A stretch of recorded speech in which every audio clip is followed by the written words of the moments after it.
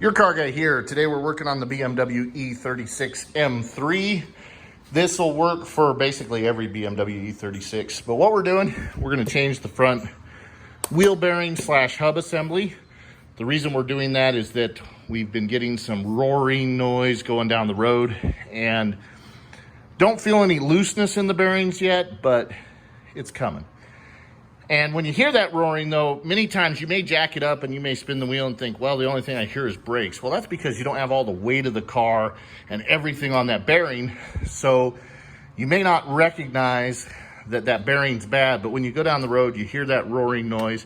So we're gonna replace the bearing. The first thing we've done, I've got it jacked up and the jack may look like it's holding it, but we do have a jack stand underneath it that's actually holding the car for safety. We're gonna pull this wheel off. 17mm socket to remove the lugs, and we'll get the wheel off and get going. This is a really easy job.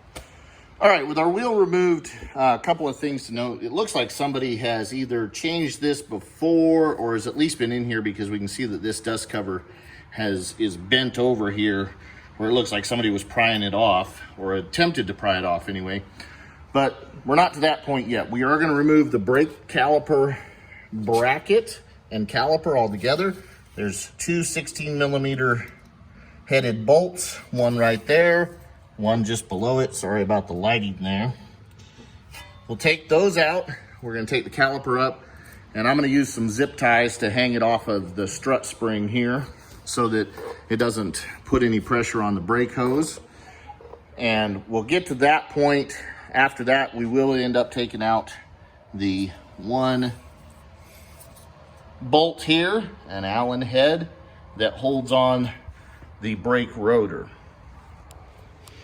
All right, we got our bolts out of the bracket. One thing I like to do to loosen up how tight the caliper is on the rotor is I can insert a small pry bar right in here in the bracket and just gently pull. And all I'm doing is compressing the piston slightly.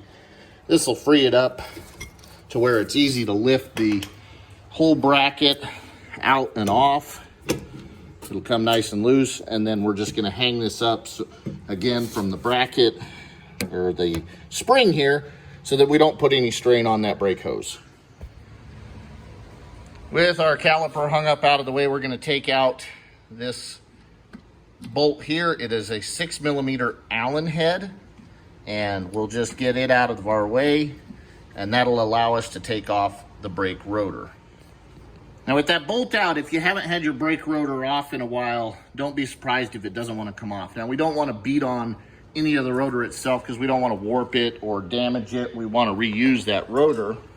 What you can do, just to help break up the rust, is tap around on the flat surface where the wheel mounts. This is just going to help break things loose. Now, if it doesn't come off right there doing that, don't worry. I'm going to show you how to get it off. Here in a second. We can actually leave it on while we pull the hub, and it'll come right off for us. Okay, so this rotor is not wanting to come off easily, which is not a big deal. So next we're going to take this dust cover off, and you can see somebody's already indented this in, and that's exactly what you're going to want to do to remove it. In this case, I've ordered new dust covers, so I have dust covers to put back on. They're not that expensive, and it's better than trying to reuse one that might not seal well and may allow dust in there into the bearing. So you can just take a chisel or a screwdriver and just drive down around the edge here and drive it to the center. And that'll spread or collapse it in, I should say, to where we can get to the nut. With our dust cover off, we've exposed the nut. Now this is a 46mm nut, so you will need a 46mm socket in order to remove this nut. Now, the first thing we've got to do is where they've crushed it in here, we're going to pull that out. So we'll just take our chisel or a screwdriver and get under here and pry that out, pry that up to where the nut can spin off. All right, you can see we've got that pried out, and now we'll just remove the nut.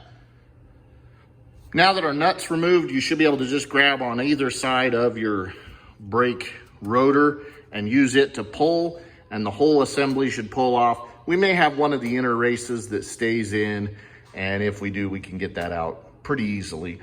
This is not pressed on. It is a tight fit, but not a press fit. So you'll be able to pull it off manually. So this is what I mean by an inner race piece may hang up on there. And this is the back inner race. It just stayed on a little bit, but it pulled most of the way out. It was back up against here and it's come all the way out there. And you might just need to finagle it a little bit. You don't want to pry against this too much because it's not very strong. It's just tin basically. And you can deform it and make a mess. So, but you might need to do a little persuading to get this the rest of the way off. All right, so we just pulled that the rest of the way off. Now we're gonna make sure that we're good and clean here so that when we put our new bearing on, there's no trash. I'm also gonna clean out this dust cover.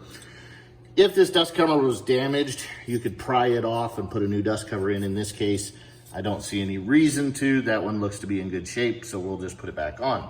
Now, I told you that there's a way to get the brake rotor off more easily once you get this part, and that is to just pick it up just like this and drop it. And look, separate it out.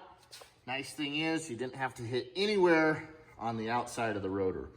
And I do see a little groove in that rotor. It's gonna get reused for right now because I don't have any new ones with me, but it popped right out. All right, we've got things cleaned up, ready to put our new bearing on. Now I did buy the FAG bearing set versus a cheaper bearing set. And I bought it from Pelican Parts. Now I am not sponsored by either FAG or Pelican Parts. Just so you know, that's not a paid advertisement. But FAG is a factory supplier, OE supplier for BMW, thus higher quality. There's cheaper bearings out there on the market, but I did not want to spend that money. Note it comes with a new nut, and it is the entire hub assembly with tone ring bearings all together. Now, when we put this on, it's very likely it's not going to want to just slide right in, right off. And so you can use a rubber mallet or dead blow hammer and tap it on gently, and just tap it until it gets enough that you can get the nut on it and pull it the rest of the way in using the nut.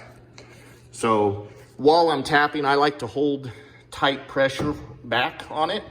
That way I'm not banging the bearings. They're tight into the race and I don't risk damaging them. Believe it or not, it only just took a couple of taps. Then we'll put our new nut on.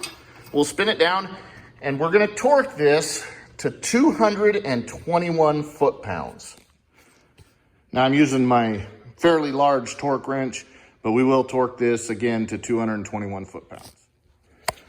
After torquing this, we're gonna take the side of our chisel, lay it right here where there's that groove in the spindle, and we'll take a hammer and tap and crush this right down in there to lock that nut into place. Locking tab is crushed in. You can see it down there.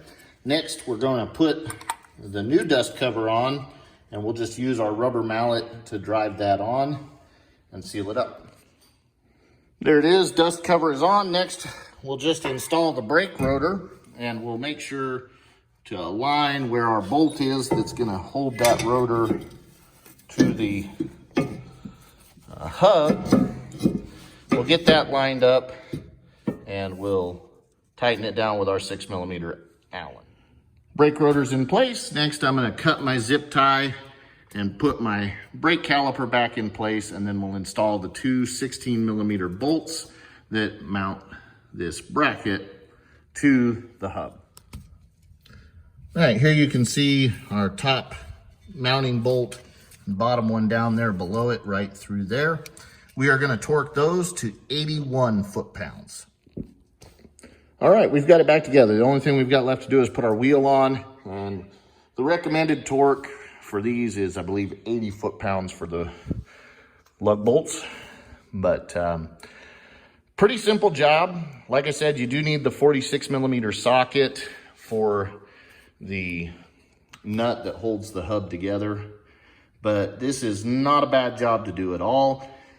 It would take you, I would say, on average, about 30 minutes per side to do these bearings. So this is your car guy. Please like and share the videos and subscribe to the channel.